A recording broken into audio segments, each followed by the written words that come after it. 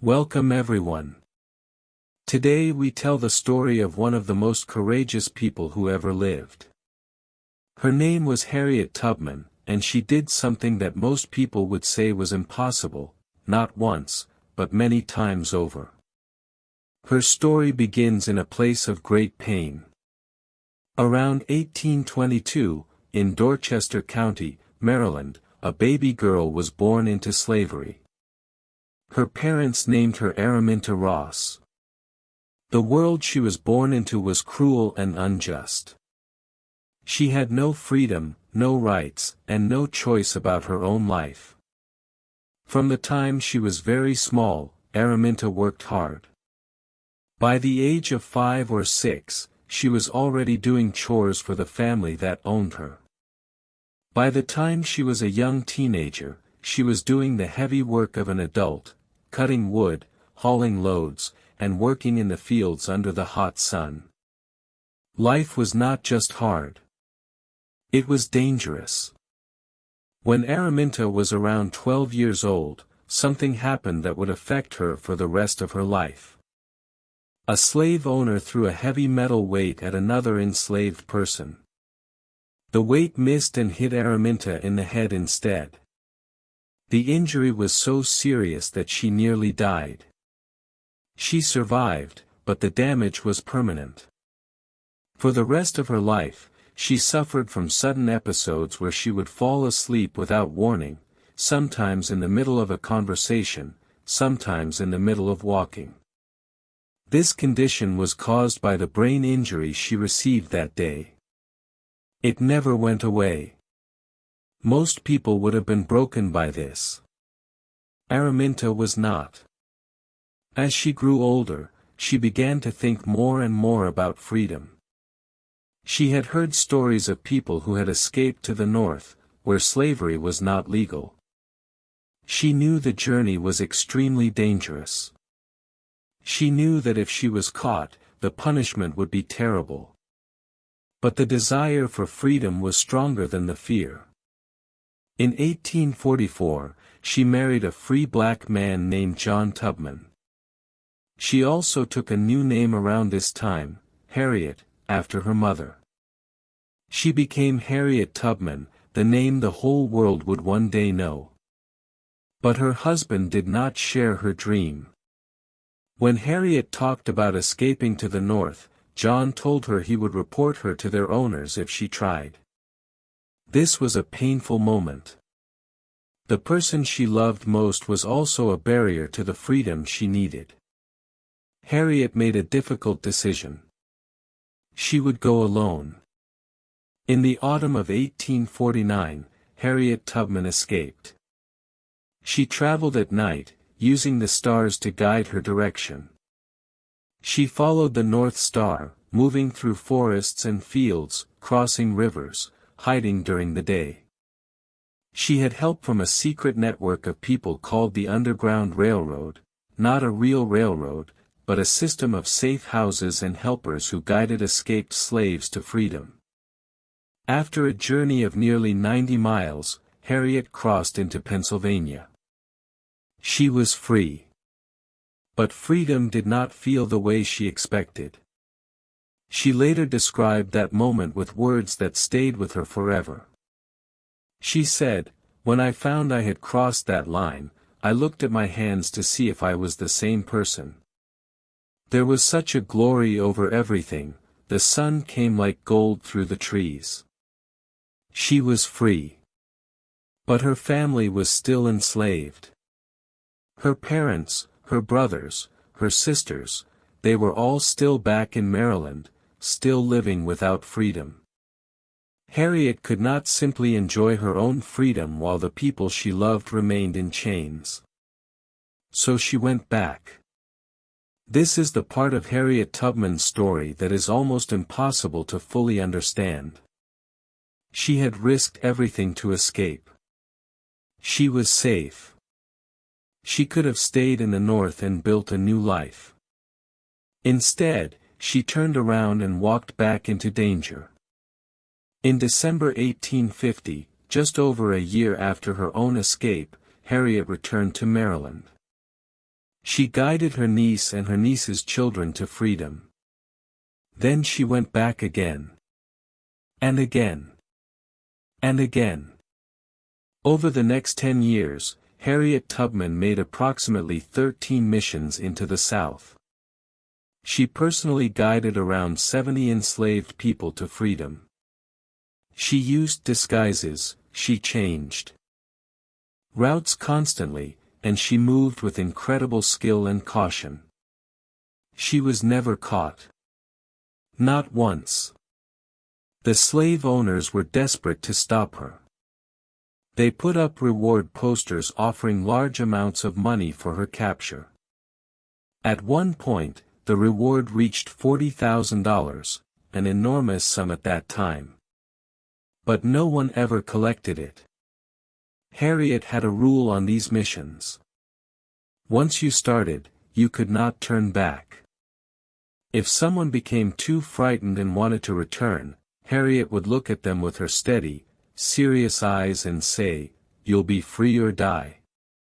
She was not being cruel. She understood that a person who returned might, under pressure, reveal the names and routes of others. The safety of everyone depended on moving forward together. She also carried a gun. Not just for protection from slave catchers, but as a reminder of the seriousness of the mission. She once said, "I never ran my train off the track, and I never lost a passenger." Those words tell you everything about who Harriet Tubman was. But here is what almost no one talks about. During all of this time, Harriet was still suffering from the brain injury she received as a child. Those sudden sleeping episodes happened without warning, even during her dangerous missions through the South. She could fall asleep in the middle of a forest, in the middle of a river crossing, in the middle of a conversation with someone who might betray her. She could not control it. She could not predict it. And yet she kept going. Many people who knew her said that during these episodes, she sometimes seemed to receive a kind of inner guidance, a strong feeling about which direction to go, which road was safe, which house to trust. Whether this was spiritual, psychological, or simply the result of her extraordinary instincts, no one can say for certain. But those who traveled with her believed it helped keep them alive. When the American Civil War began in 1861, Harriet Tubman did not step back from danger. She stepped forward into it. She worked for the Union Army, the side that was fighting against slavery. She served as a nurse, caring for sick and wounded soldiers. She served as a spy, using her knowledge of the Southern landscape and her network of contacts to gather information. And she served as a military scout. In June 1863, Harriet Tubman did something that had never been done before in American history. She led an armed military raid, the Combahee River Raid in South Carolina. She guided Colonel James Montgomery and around 150 black Union soldiers along the river, using intelligence she had gathered herself. The raid was a success. More than 700 enslaved people were freed in a single night. Harriet Tubman was the first woman in American history to lead an armed military operation. After the war ended in 1865, slavery was officially abolished across the United States.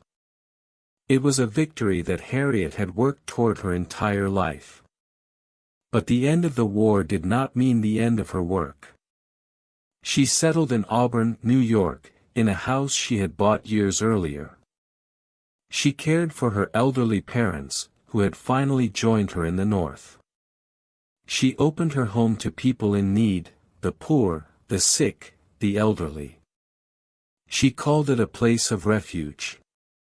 In 1896, she purchased land next to her home and established the Harriet Tubman Home for the Aged, a place where elderly black Americans who had nowhere else to go could live with dignity.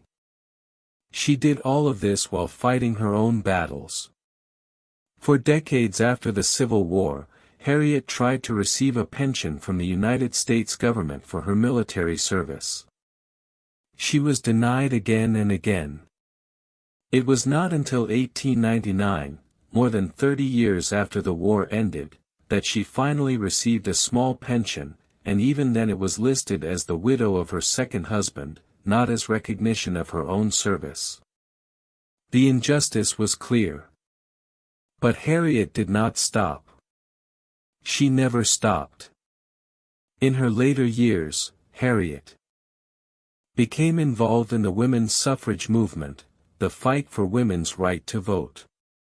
She traveled and spoke at meetings, telling her story and arguing that freedom must mean freedom for everyone, not just some people. She once said, "I was the conductor of the Underground Railroad for 8 years, and I can say what most conductors can't say: I never ran my train off the track, and I never lost a passenger." She said it with pride. She had earned that pride. Harriet Tubman died on March 10, 1913, in Auburn, New York. She was around 90 years old. Her last words, spoken to the friends and family gathered around her, were, "I go to prepare a place for you." She was buried with military honors. Her legacy is almost impossible to measure. She freed dozens of people directly with her own hands and her own courage. She helped end a system of slavery that had lasted for centuries. She proved that one person, one determined, fearless, deeply human person, can change the world. In 2016, the United States Treasury announced that Harriet Tubman would replace Andrew Jackson on the $20 bill, making her the first Black American and the first woman to appear on American paper currency. It was a recognition long overdue. So what can we learn from Harriet Tubman's journey? We learn that courage is not the absence of fear. Harriet was afraid. She had every reason to be afraid.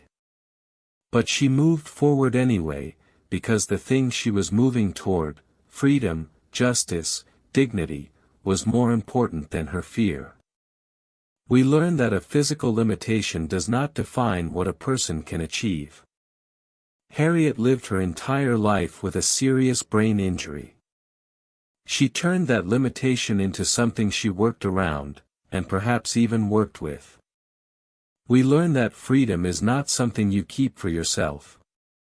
Harriet could have stayed safe in the North. She chose to go back, again and again, because she understood that her own freedom was not complete while others were still enslaved. And we learn something perhaps most important of all, that ordinary people, born into the most difficult circumstances, can do extraordinary things. Harriet Tubman was not born into power or privilege. She was born into chains. And yet she became one of the most powerful forces for freedom that the world has ever seen. Her story asks us a quiet but serious question: what are we willing to risk for the things we believe in?